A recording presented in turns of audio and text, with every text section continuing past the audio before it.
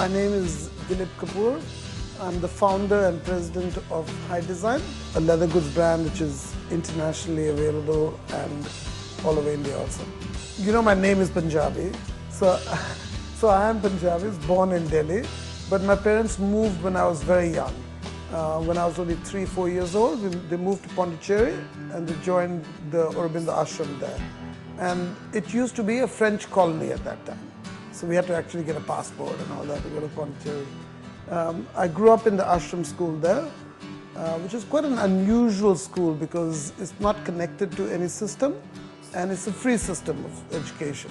At the age of 15, I applied to some private schools in America and they gave me a scholarship, so I went off to America. From there, I went to Princeton University, where I studied international affairs. Now, when I was finishing my PhD, I worked actually in a leather goods company. And that's how my interest in leather goods came. And people keep asking me, how come with the PhD you started doing leather bags? And that's because I really wanted to come back to India. I didn't want to stay in America. I came back to India with a PhD and I didn't know what to do because I was in Oroville, there was not happening much. And as a hobby, I really became interested in designing and working with leather.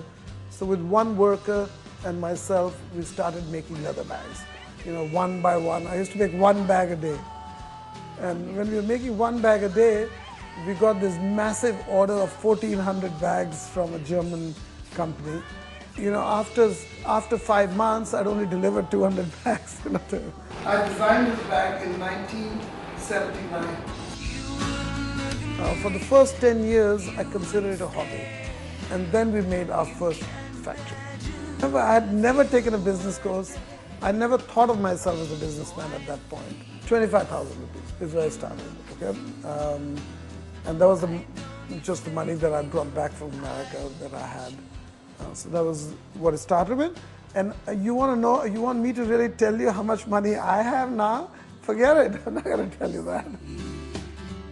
We started with something which was completely different from what was available in the market. The market at that time was full of bags that were very slick, very shiny, very clean. Whereas I wanted to go back to the way leather used to be tanned before, which was with vegetable tan. Started going around and asking people how they used to tan. India and Italy were the two great centers for vegetable tanning in the world. And over time, we started losing it because chemical tanning is just so fast and so quick. But we went back to that, we rediscovered that, and I started making bags only out of vegetable tanning. And everybody kept saying, when are you going to become serious? I used to have hair down to here, I had hair tied up in a ponytail, and nobody really thought I was serious. That was the problem. You spend all those years studying and you're not serious. To a point where most of my relatives thought I was a flop. When I finished my PhD, you had a choice. There were two roads going. One was the road to go towards becoming a professor or joining the UN or something like that. And I had offers to become professor at Australian National University and stuff like that. The other option at that time, we really believed we could change the world. Now it sounds really stupid, okay? Over time, we became less and less idealistic, the world became less and less idealistic, and the business got bigger and bigger and bigger.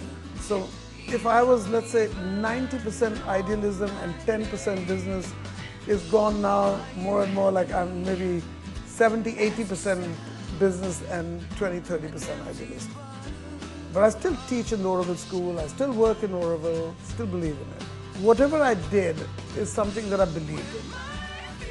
First time I heard the word brand was in India and was from a journalist. Until then, I was working through distributors abroad. It was only in year 99 or 2000 that we started in India.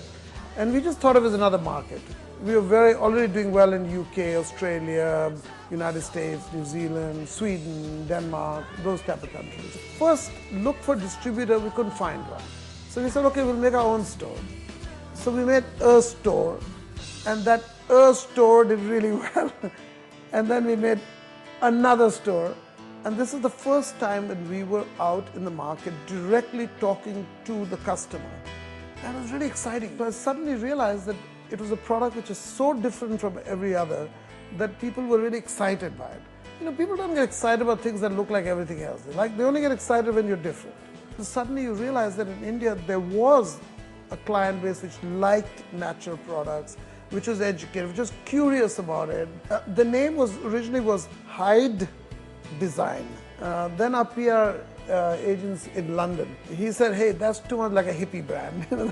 You'll sound like a hippie brand, so you have to change it to Hidesign, just a word, Hidesign. The two worst disasters happened to me is due to my stupidity, because I didn't understand accounts and business. You know, the first 10 years I didn't even know how to read my profit and loss account.